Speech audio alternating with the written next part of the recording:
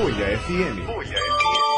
Agora 2h01. Tema livre. A gente começa o nosso tema livre. Gente, eu estou aqui no estúdio com o Gustavo Arruda. Ele é o autor do livro No Tempo da Fratelli Vita, que faz parte da coleção Tempo Municipal do Centro de Estudos de História Municipal. Gustavo anteriormente lançou também um livro, também tendo como objeto de pesquisa Fratelli Vita, e está aqui para conversar com a gente no nosso tema livre. Gustavo, boa tarde. Boa tarde, Patrícia. É um prazer estar aqui novamente. Eu lembro que a gente conversou do lançamento do Fratelli Vita no Recife. Foi em 2015, eu lancei esse livro da História da Fratelli Vita no Recife. E esse agora, ele abrange, mas ele complementa aquela história desde o nascimento da Fratelli Vita em Salvador, com todos os detalhes, e aqui no Recife, inclusive coisas que são ligadas à Fratelli Vita, como, por exemplo, a história da Clipper, que foi a maior concorrente da Fratelli Vita. Clipper, lembra? Laranjada. Exatamente, a Laranjada Clipper e tem agora na Clipper também. E não tinha encanto nenhum, né? E esse livro ele traz tanta história como fotos das garrafas, tudo bem documentado. E eu me lembro que naquele livro que você falou sobre a história da Fratelli Vita no Recife, você deu uma ênfase maior à questão do marketing, né? E você era incrível, né? Numa época que não tinha outdoors, que não tinha essa coisa da massificação da mensagem, né? De spot em TV, aquela coisa toda, e a Fratelli Vita era um sucesso de vendas. O Francesco, que é irmão de Vindo, que fundaram a Fratelli Vita, ele era um marqueteiro nato. Antes de existir essa coisa de marketing, né? Antes da Segunda Guerra, antes de existir até o nome, né? Esses nomes que a gente tem hoje em dia. Ele fazia merchandising, ele fazia marketing social, só que ele não dava esse nome, mas era uma coisa intuitiva dele e que foi por isso que ela ficou tão famosa até hoje, né? Tão lembrada. A marca. E aí eu me lembro que você falou que, inclusive, na época você me lembrou só, Patrícia, a primeira cerveja sem álcool. Exato. Né? Foi da Fratelli Vita. Exato, a cervejinha foi a primeira, acho que foi nos anos 20, que eles já lançaram uma cerveja sem álcool. Também o refrigerante Diet, né? Nos anos 50 ainda, que possivelmente foi a primeira que lançou um refrigerante assim. Era bem pioneiro ela. Tem muitos pioneirismos. Certo, você acompanha, e o livro, ele acompanha, conta a nossa história, né? Através da Fratelli Vita. Exato. A parte do Recife, ela é toda misturada a história da Fratelli Vita com a da cidade, porque ele justamente aproveitava esses eventos marcantes na cidade, como, por exemplo, a chegada do Zeppelin, a chegada do Jaú, a chegada do cinema, o ciclo do cinema do Recife. Todos esses eventos ele fazia divulgação. Ele divulgava panfleto no campo do Jiquiá, quando o Zeppelin chegou, e ele recebeu os aviadores do Jaú, do Zeppelin também.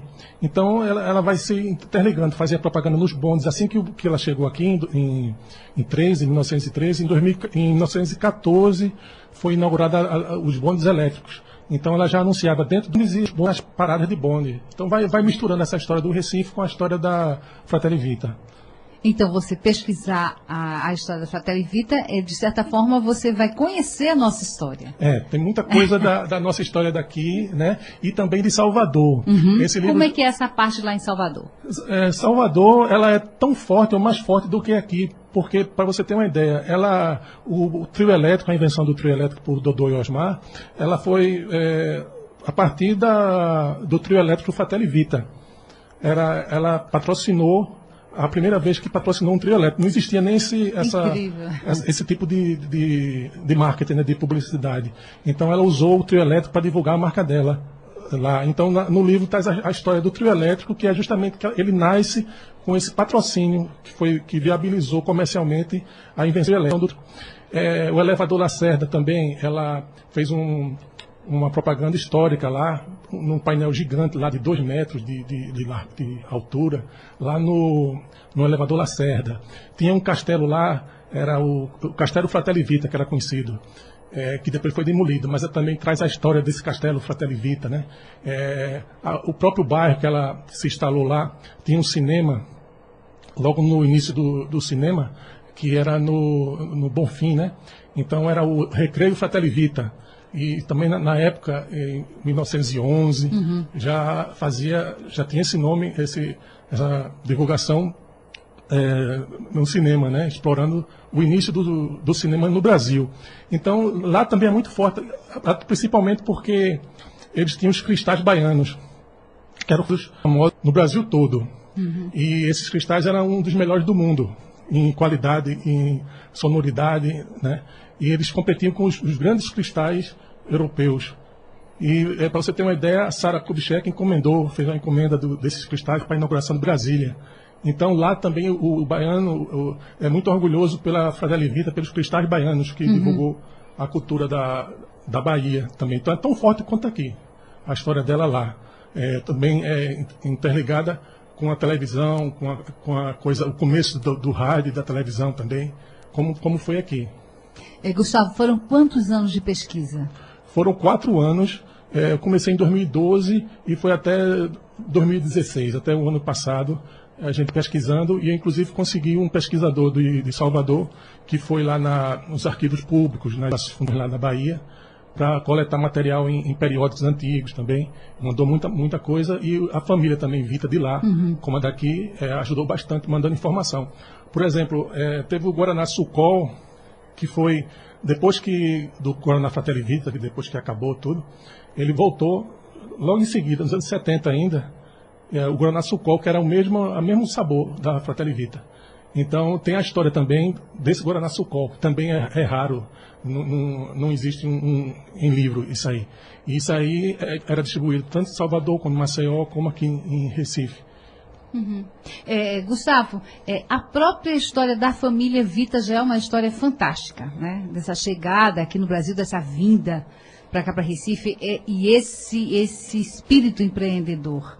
Você também, claro que você também buscou essas informações.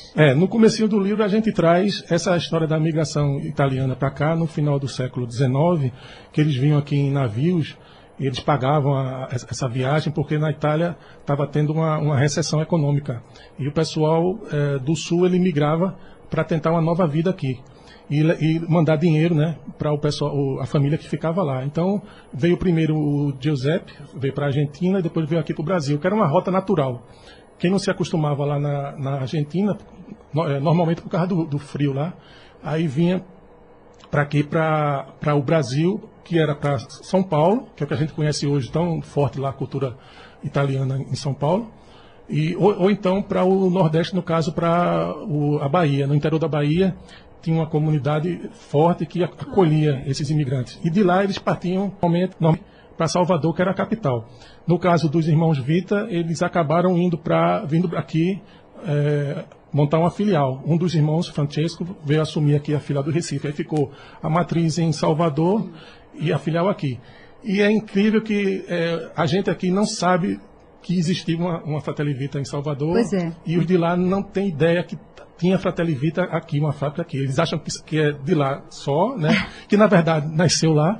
E a gente acha que é um produto pernambucano que só teve aqui, mas na verdade que veio da Bahia. Aí eu tento também fazer essas pazes, né? Dessas culturas para miscigenar, para misturar um pouco, porque cada um teve o seu valor aí na história da Fratelli Vita. E esse gênio do marketing, esse era o Francesco? É o Francesco, é o que tomava conta daqui. Né? É o que bolava todas as propagandas. A esposa dele dizia que ele dormia e acordava com a ideia, anotava para não esquecer, e mandava um desenhista fazer um cartaz, uma coisa, e chamava atenção. Por exemplo, ele colocava cartazes dentro da igreja, né, com a mensagem lá, para tomar Fratelli Vita e tal. Ele mexia também com os juízes, fazia um desenho de uma corte, dizendo que a Fratelli Vita era legal, era tomar Fratelli Vita, esse tipo de coisa. E também com os militares, né? Na época da Primeira Guerra, da Segunda Guerra, mexiam um tanto com isso. Até ele foi convidado a recolher esses cartazes, um desses cartazes, gentilmente, né? Uma censura gentil que foi feita, porque ele mexia com tudo, contanto que saísse na imprensa e fosse divulgado assim, passava várias semanas divulgando a propaganda dele, dos produtos dele. E essa fábrica da Fratelli Vita aqui e a fábrica da Fratelli Vita lá em Salvador, na Bahia, né? Esse período de apogeu e de decadência é o mesmo ou existe alguma diferença entre a queda de um e a... Não, é a mesma coisa. Agora, não chegou a ocorrer uma decadência.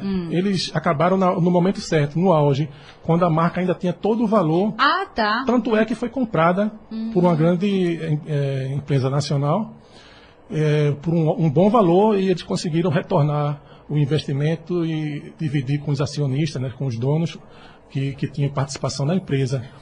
Mas foi a mesma coisa.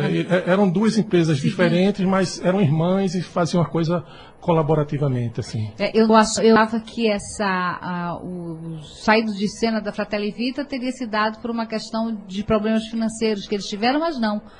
Não, foi assim, foram várias questões, né? A principal que o seu Miguel Vita falava era o conflito de ideias que tinha duas gerações de familiares, né? Que é uma empresa familiar comandada por várias gerações. Então, os mais conservadores e os mais novos que tinham divergência. Então, isso era muito difícil. Se existisse mais uma harmonia e um acordo, eles teriam perdurado mais um tempo. Questões também de indústria, de atualização de equipamento, de investimentos que era preciso fazer, que acabaram se juntando e vendendo a empresa nesse momento. Okay. Então, esse é o 35º volume da coleção Tempo Municipal e está saindo em comemoração aos 40 anos do CEM, que é o Centro de Estudos de História dos Municípios. É ligado à CONDEP-FIDEM, do governo do estado de Pernambuco. E ele existe desde 1976, né? Está fazendo 40 anos, apoiando a pesquisa e os historiadores daqui sobre as histórias dos municípios de Pernambuco. E lá eles têm uma vasta biblioteca, né? Que dão todo o suporte. Tem reuniões às quintas-feiras para esses debates da história. Eles incentivam, apoiam e têm como objetivo registrar a história desses municípios, né? Coisas de cartoriais, historiográficas, iconográficas, né? Aí, nisso, eles têm uma parte do projeto que é o editorial, a edição de livros em coleções, né? Que onde se encaixou esse livro da Fratelli Vita como uma parte da história aqui, importante aqui do Recife, que ainda não tinha sido registrada. E veio a calhar como o meu objetivo com o livro, que não é comercial, mas é de ficar isso aí para as novas gerações. Que é uma coisa que foi forte, foi importante para a minha geração, para a geração do meu pai e do meu avô, e que minha filha não sabia, né? O que é Fratelli Vita. A ideia é justamente essa, é perpetuar, registrar essa memória. E aí você divide aqui o seu livro no tempo de Salvador, sim, no tempo da Imperatriz, que foi na Rua da Imperatriz. É outra coisa que o pessoal acha que sempre foi na Soledade, mas ela começou na Rua da Imperatriz, ali do mesmo lado da rua da igreja, mais ou menos na metade para cá da igreja. Ela começou ali em 1913. Depois, em 1920, foi que ela se mudou para a Soledade e ficou até 1975, mais ou menos, que foi derrubado o prédio. Né? Aí tem essas divisões porque, como o título diz, né? No tempo da Fratelli Vita. Tanto fala da Fratelli Vita em Salvador e em Recife, a história dela, como coisas que são ligadas à história dela, são contemporâneas. Por exemplo, que eu falei, né? Da história da Clipper, né? Que foi a maior concorrente dela, que tinha a Laranjada Clipper e o Guaraná Clipper. Então tem essa história, tem o Cirquinho Fratelli Vita, que é uma história à parte também, que nasceu no Rio de Janeiro, veio para cá e eles começaram a patrocinar, aí trocaram o nome para o Cirquinho Fratelli Vita. Aí tem a história dos palhaços, do dono do Cirquinho, né, que tinha a propriedade do Cirquinho.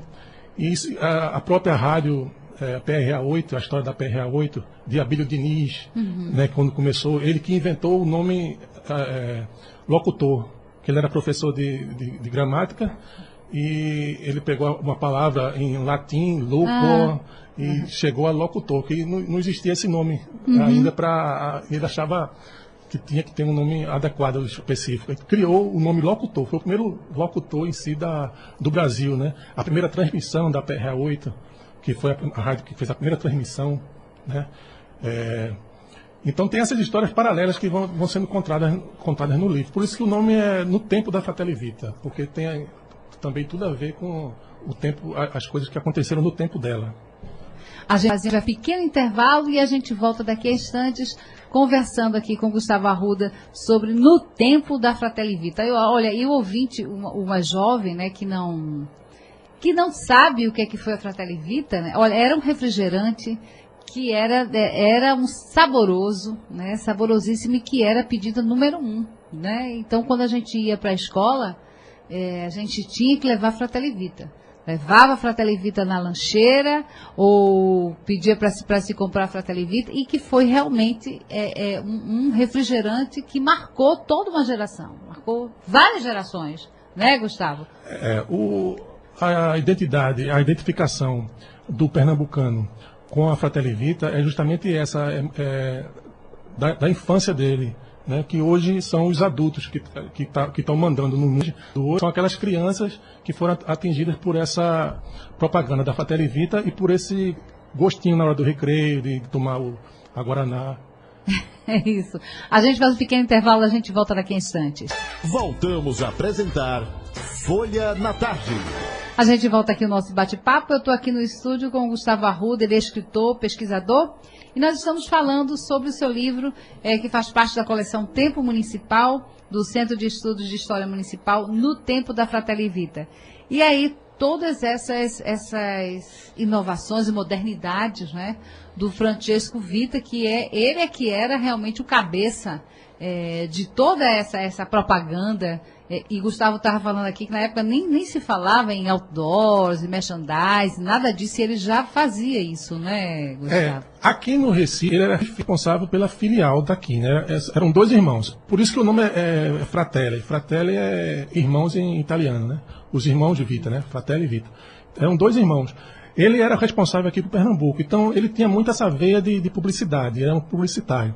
Agora, o Giuseppe, lá na Bahia, ele era o gênio inventivo das fórmulas, né, das pesquisas por exemplo, na Primeira Guerra, quando ficou difícil eles importarem da Inglaterra os vasilhames de vidro, ele descobriu como é que se fabricava vidro, e até que isso aí deu origem à fábrica de cristais dele, né? Então ele era o cientista maluco lá da Fratelli Vita em termos industriais, de pesquisa, de fórmulas. E o Francesco era mais o gênio na parte de divulgação, de publicidade. Então ele divulgava em todo em quermesse, né, em festa religiosa, em festa estudantil, em festa de esportes. Lá na Bahia também a Fratelli Vita patrocinava tudo que era maratona, que era a descida do elevador Lacerda, em corda, né, tipo rapel. Aí era da Fratelli Vita. A travessia do Mar Grande, que é uma praia que tem lá, a nado, então era da Fratelli Vita o patrocínio. A própria Miss Bahia, né, era patrocinada pela Fratelli Vita. A Marta Rocha era a garota, foi a garota propaganda da Fratelli Vita, de lá de Salvador. Então também existiu tanto o Francesco como o Giuseppe, para não tirar o mérito de um e de outro, né? Que eram 2 gênios, cada um em sua área. Né? E por isso que deu certo. Né? Porque eles se entendiam muito bem. Aí tem muito boato, por exemplo, que a Vita acabou porque os irmãos brigaram. Né? Não existe isso. Acabou porque a Coca-Cola comprou, não tem nada a ver com a Coca-Cola. Comprou para fechar. Também quem comprou não comprou para fechar. Comprou e continuou, só que não funcionou porque o pessoal queria a Fratelli Vita a Guaraná da Fratelli Vita e não a Guaraná Fratelli de outro fabricante. Ficou tão arraigado isso na mente que não teve tão boa aceitação. Eu estou vendo aqui Dom Helder Câmara. Dom Helder fazendo propaganda da Fratelli. Sem querer ele fazia, porque tinha uma propaganda da Fratelli que era: se o povo prefere Fratelli, para que contrariar o povo? Então, uma entrevista que ele deu que ficou famosa foi ele dizendo que ele era chamado de Fratelli Vita, porque se o povo prefere o Dom, né, para que contrariar o povo, que no caso era ele, fazendo esse contraste também com a Fratelli Vita e a Coca-Cola. Então vamos lá, Gustavo. Primeiro o refrigerante diet, a cerveja sem álcool. Que mais inovações eles trouxeram? Por exemplo, no ciclo do cinema do Recife, eles fizeram o primeiro merchandising também, possivelmente, né? Um dos primeiros merchandising. Eles colocaram a propaganda da Fratelli no balcão, sutilmente, porque não era politicamente correto um filme trazer propaganda. Então, na filmagem, no livro tem a cena da filmagem que eu peguei na fundagem, né? Na filmografia lá, eles colocaram a propaganda da Fratelli Vita, porque eles patrocinaram, né? Eles deram dinheiro e ajudaram no cenário, as garrafas, tudo. Então, eles fizeram talvez o primeiro merchandising do Brasil, né? No filme.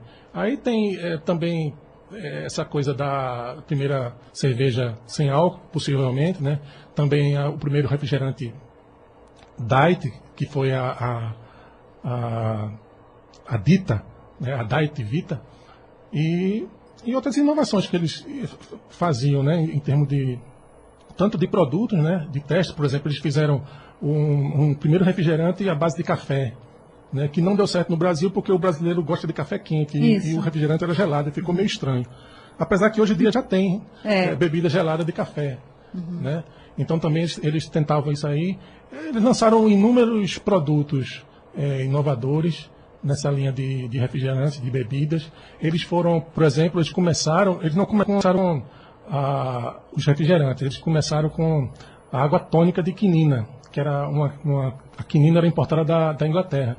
Não existia no Brasil. E eles faziam sucesso, porque os ingleses que estavam no Brasil preferiam a água tônica de quinina da Fratelli Vita. Né? Então, eles foram a primeira a primeira água tônica nacional. Né? Eles foram a primeira fábrica de refrigerantes do Nordeste. Existiam outras fábricas, mas era do Sudeste. Né? E fábricas assim menores, artesanais. E eles foram a primeira indústria de refrigerante do Nordeste. Né? Ele tem uma opção de pioneirismo também, porque também foi uma empresa muito longeva, né? Teve uma longa duração. Eles começaram em 1902, a Fratelli Vita, oficialmente, e foram até 1976, ainda estava encerrando as atividades. Foi quase 80 anos, quase. Aí, isso aí a gente tem muita coisa que a gente para pesquisar, né? Isso estava perdido dentro dos jornais daqui de Salvador. Livro você não encontra muita coisa, uma coisa aqui, outra ali. A memória das pessoas que já estava se perdendo também. E o objetivo do livro foi justamente registrar isso aí, para ver se perpetuava com um livro que ele é ricamente ilustrado, né? Ele tem não chega a 200, mas tem mais de 150 ilustrações raras, né? De coisas antigas, que é interessante para o pessoal que estuda publicidade, para o pessoal que é interessado pela história regional, pessoal também de migração italiana, desse tipo de coisa. É bem interessante para esse livro para estudantes também. Okay. Gustavo, e as pessoas que estão nos ouvindo, que estão interessadas, como é que elas podem adquirir o livro? Por e-mail. O e-mail é ariem, que é Meira ao contrário, ariemvasconcelos@gmail.com. Ariem, que é Meira ao contrário, Vasconcelos, tudo junto, @gmail.com. E aí é a forma de você conseguir esse livro. Ele custa muito interessante. Custa R$30, e a pessoa também de fora, também que fizer o pedido, eles mandam pelos Correios, com o frete normal dos Correios. Então é isso, gente. Olha, riquíssima essa pesquisa, né? Como ele falou, farto material fotográfico ilustrativo, e vale a pena sim. No tempo da Fratelli Vita. Oi. A impressão é da CEP, né? Que tem parceria com o Centro de Estudos, e ela também está sendo muito elogiada pela qualidade gráfica, né? As fotos, é um livro todo colorido, as ilustrações são todas coloridas, e a CEP fez um trabalho muito bom aí, brilhante da parte de impressão também. A CEP é a Companhia Editorial de Pernambuco, né? Que edita o Diário Oficial de Pernambuco. Ok, Gustavo, muito obrigada pela sua participação aqui com a gente. Eu estou encantada com o livro. Muito obrigado. É um prazer, Patrícia, estar mais uma vez aqui. Agora, exatamente 2 horas e 30 minutos aqui nos estúdios da Folha FM.